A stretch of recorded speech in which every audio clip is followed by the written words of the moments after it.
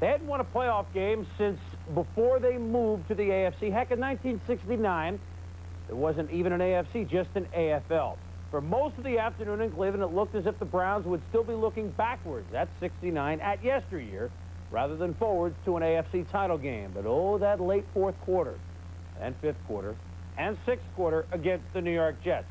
This was the shot in Cleveland where the emotions changed so rapidly that waves were forming on Lake Erie. Yeah, some fans knew how to dress. Some fans also knew how to dress. Tom Mees covered the game.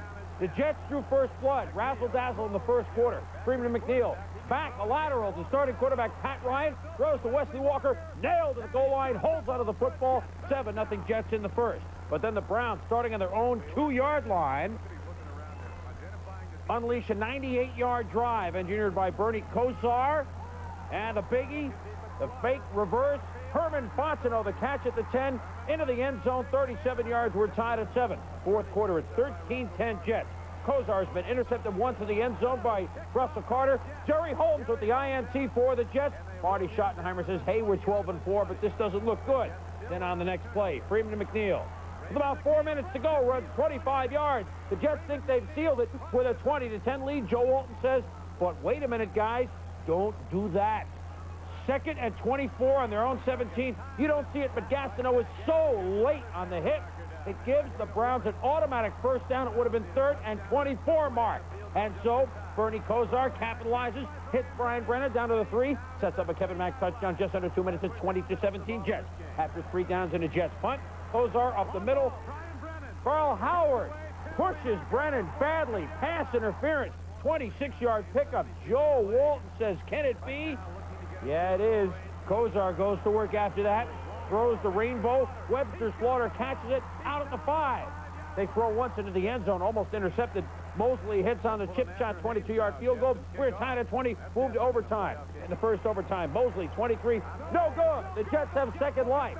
But they never made a first down in overtime to the Jets. And early in the second OT, 2:02 into the second OT, 27-yard field goal for Mosley. He says, phew, that was over with. And Cleveland beat the Jets 23-20 in the 3rd longest playoff game ever in NFL history.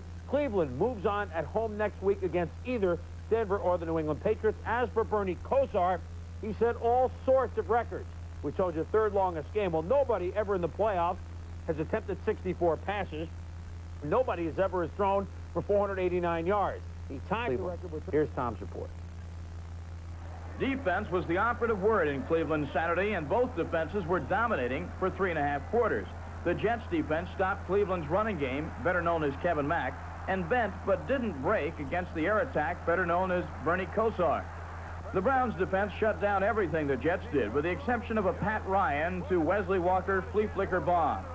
It was still 13-10 Jets, and the Browns had the ball in their own territory, but Bernie Kosar was intercepted at his own 25, and the Jets' Freeman McNeil made Cleveland pay with his touchdown run. The Jets had a 20-10 lead with 4:08 left, and the Jets were ecstatic. Meanwhile, some of the fans were leaving, and the Browns, well, the Browns could have given up, but they didn't. 4 minutes left in the game.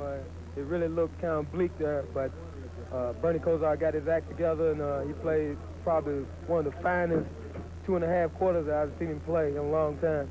We knew what we had to do, and that's all we talked about. You know, it's getting back out there, getting the ball back to our offense, and we did it. It's that kind of spirit that enabled the Browns to tie the game in the last 4:08 with a Kevin Mack touchdown run and a Mark Mosley last-second field goal. At last, the Cleveland offense had said thank you to the defense.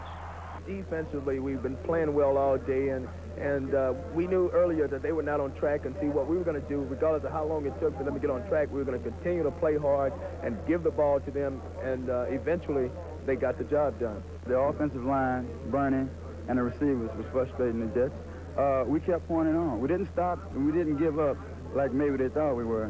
You know, we kept fighting, and I believe, not only in my mind, the offensive line, the receivers, and in Bernie's mind, that we knew we could pull it off. All we need was that one catch, that one good run, and things is going to be in a positive aspect.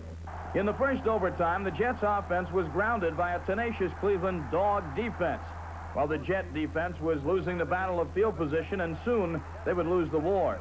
Cleveland, which lived by the pass all day, won the game on the ground in a drive using Kevin Mack no less than 6 times.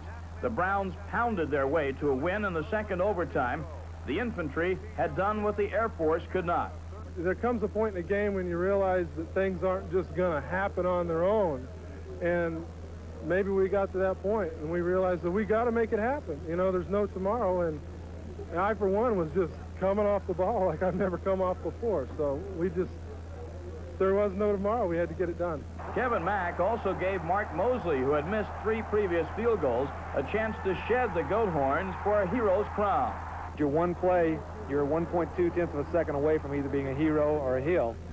And today I was very close to being the latter, but I ended up being the hero. It was a horrible 4 hours.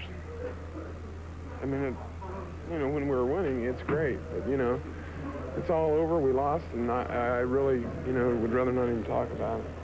So one of the longest NFL playoff games in history, with one of the strangest comebacks in history, Bernie Kosar and the Cleveland Browns came from nowhere to advance to the AFC Championship game. And they'll be right back here next weekend to try and win their way to the Super Bowl. Reporting from Municipal Stadium in Cleveland, I'm Tom Mees, ESPN.